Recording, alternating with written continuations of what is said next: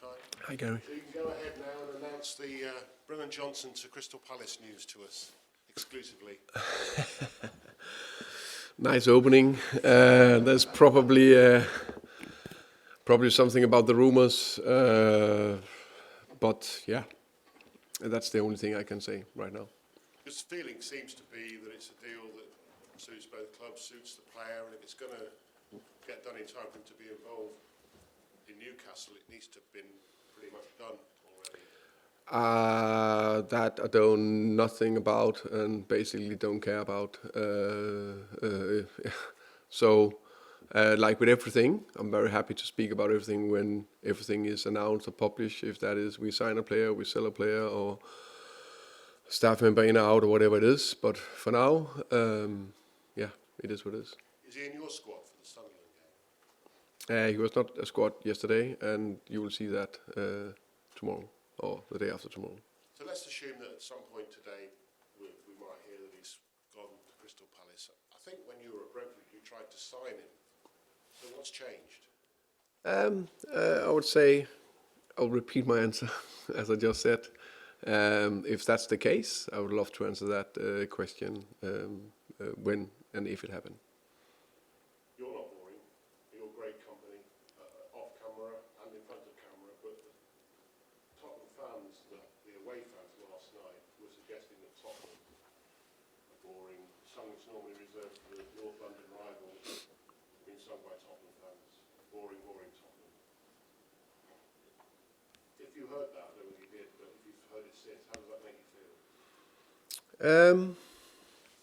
I definitely got some reminders about it, so including one today. So thank you for that. Yeah, it's not perfect. We want us to be free floating. I think a couple of things I want to reinforce positively is the last two away performances. To stand on, and the foundation we are building was very strong against Crystal Palace and Brentford. I think we were very good defensively, actually fantastic defensively last night. Gave them more or less nothing. I think that's hugely important. I think we understood how to close down their transitions. Then we're working very hard and understand frustration. I share them too. Very hard on the offensive part of the game, and there's a few things in that we need to do our best to improve. One of them is, for example, yesterday we lost the ball on forced errors 25 times. I show those 25 clips to the players today, just short, not just like a reminder that's focus, that's concentration, that's all that. Can we just, and of course football is a game of mistakes. You lose the ball, so that can happen because of bad decision, bad touch, whatever, or concentration. So could just half of them be better? That will provide us more attacks, and there was definitely maybe 5 at least good counterattacks where a better touch, better, then we are suddenly 3v3. Then it looks a little bit more lively, a little bit more open, a little bit better. So that's the one level we need to do. Then the next bit is the patterns and the structure and getting in the right positions. We didn't get that right last night. I showed that again to the players today. That is my responsibility together with the coaches. I always take that. And then the third thing, I think it's also okay to mention that we still lack some very important offensive players that's been out for a while. I don't want to mention it again. I'm getting a little bit bored, very bored, and sick and tired of naming them. And on top of that, we didn't have Xavi Simons for various reasons, or Lucas Bergvall. So the one who's on the pitch, always trust them, always believe in them. I think Wilson, I've said it many times, is a very promising player that I believe a lot in. Looks so lively against Crystal Palace, but also natural with a young player that it was a little bit up and down yesterday. I'm convinced he'll be very good for us. And then on top of that, you play every game, every third and fourth game. And when you do that, the ability with the concentration level and the physical level to be on the top to keep producing is what, split the good players from the very best to do that. And sometimes you can be a good player to go to the very best, but you also learn along the way. So that's where we are right now. It's unfortunately very boring, but that's the fact. We need to do everything we can to put a attacking, intense, front-footed performance out against Sunderland in 2 days' time. I'll do everything I can to make sure we do that.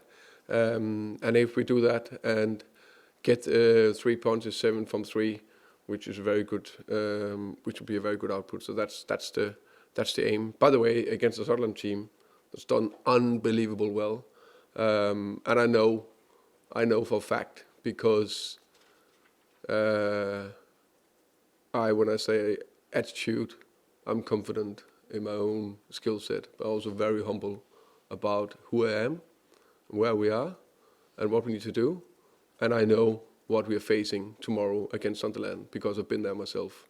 That's going to be tough, but we need to be on it. That was a long answer, actually. It's a long answer, but a determined answer. Is it also a long answer because you were hurt? You feel hurt being called No. boring? No. It's a long answer because I'm explaining the situation where we are. To dare is to do. Do you need to be more daring? I think I'm very daring. I'm sitting here. Enzo Maresca, obviously, is the latest managerial casualty. We know, because you said so, that you went for an interview for that very job. Was that a close shave, a lucky escape for you? I think we don't know what happened behind the scenes. At Chelsea, it's your guys' job to be clever there and come with good suggestion to why he's not there anymore.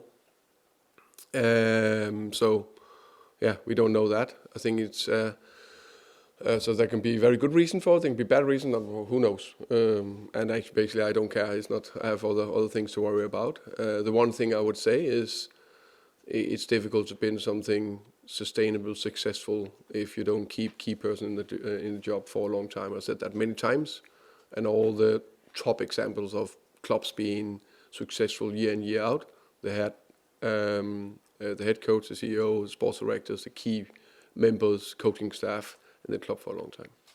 You're welcome. Happy New Year. Happy New Year. You mentioned obviously working on the attacker. I think you said last night that you are confident that that attacking performance will come. How do you give your players confidence of obviously continuing on with the defensive solidity that we have seen in the last 2 games, but then not being afraid, not being hesitant to take the game to Sunderland on time? No, I think we, of course, keep reinforcing the messages, keep trying to do the right thing, keep trying to be brave, try to go forward. I think that's the key thing, and then understand that this Premier League is unbelievable tight, and when it's tight, it's not like it's that easy. But the main thing is that we keep being brave.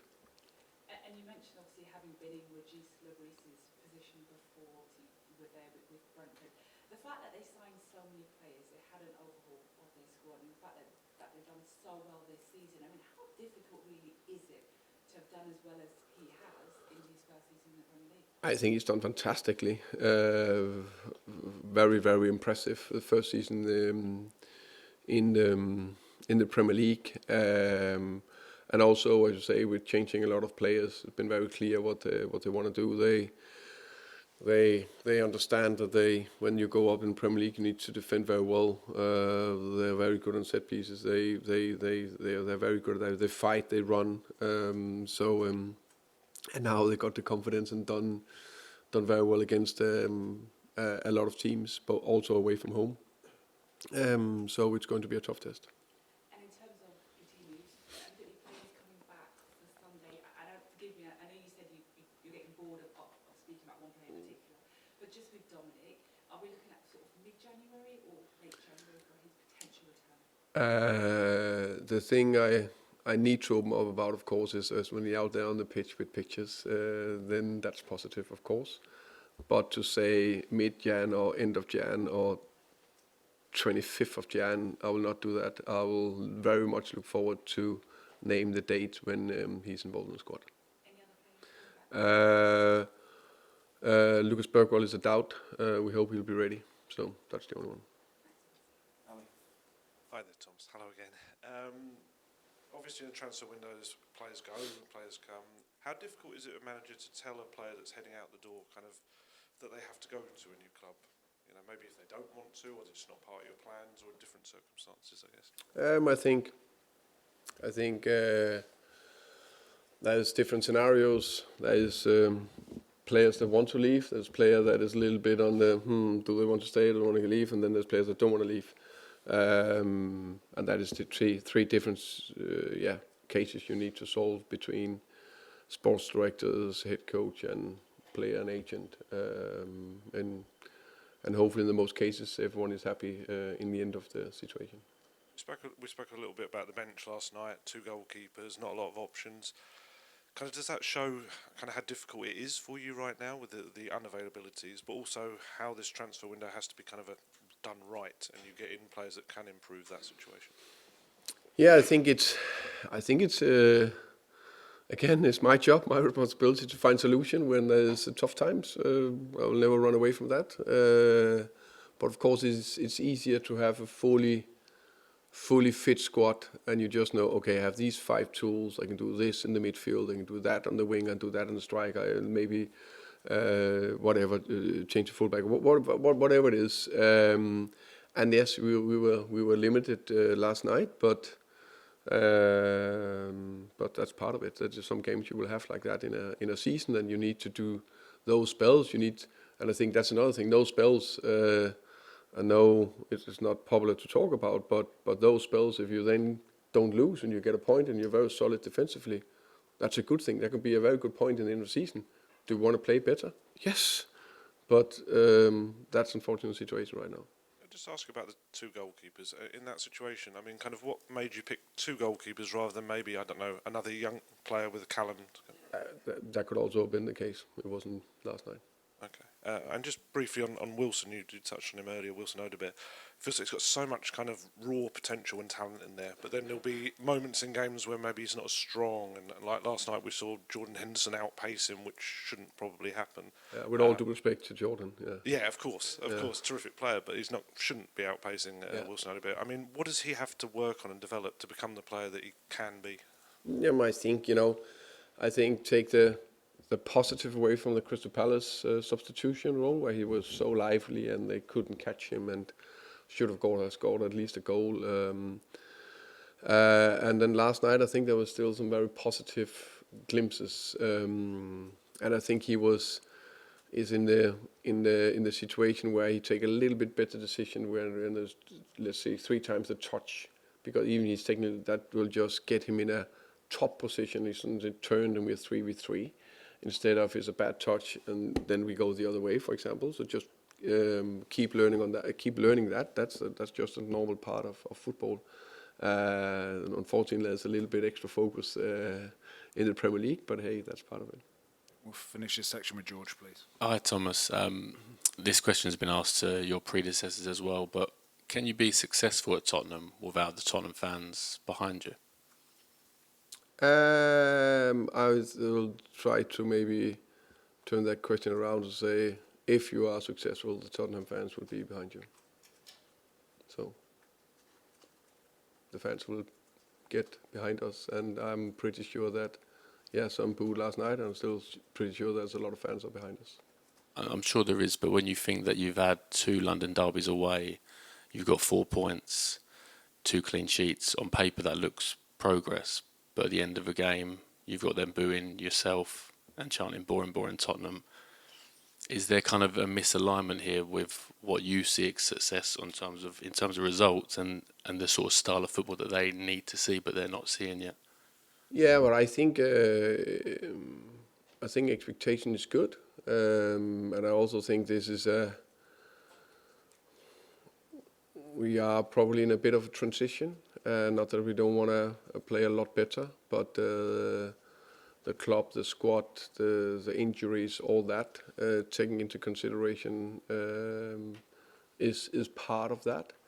And in a transition period when not everything is perfect, and you don't get the win or we don't play as good as we want or I want. I'm very aware that Crystal Palace win. I'm very happy with it because it's very important to have the ability to do that, but also very aware that we didn't play as good as I want. in that aspect, but also acknowledge where we are. So it's just that understanding of that, and that's fair. That I understand it a little bit better, and the fans want more. And obviously it's not just down to you this, but I think the fans are struggling with what the plan is for the sort of this season under yourself long term. I know you spoke about competing in all competitions, but what for you would be success this season, and what would be success in season 2, and so on? I think I'm 100% sure will happen is that I know we will be able to score a lot of goals, and I know we will be much more dominant in a lot of games. But with the current situation, with too many of the top players out, playing a lot of games, that just make it more tricky. Also with no time to train, just reality. I think there's not one coach that will not say that. And then we need to manage everything between that. And that is just small steps in the right direction every day. And keep walking forward, keep improving, and then things will take care of itself. Probably answer a few more questions in press conference like this, improve a little bit, get the wins, and then it will be forgotten because it goes like this. Right now it's the talk of the town, fair enough. Tomorrow will be forgotten, it will be a new thing, and we just behind the scenes need to be calm, and work on the things very hard, and keep improving. But sort of would kind of a top half finish be success? Would sort of 12th be success where you are now, or do you sort of thinking you have to be Europe kind of thing? I think for me that's too to name a position where we should end or want to end. I think there's so many things you don't control in that aspect. I promise that we are very ambitious. We know exactly where we want to go, but I think it's about improving next step in front of me. Make sure that we come up flying Sunday against Sunderland. Look more in sync. I think reality is will not be perfect, but can we see good glimpses of more offensive attacking threat and get the win? That would be a step forward.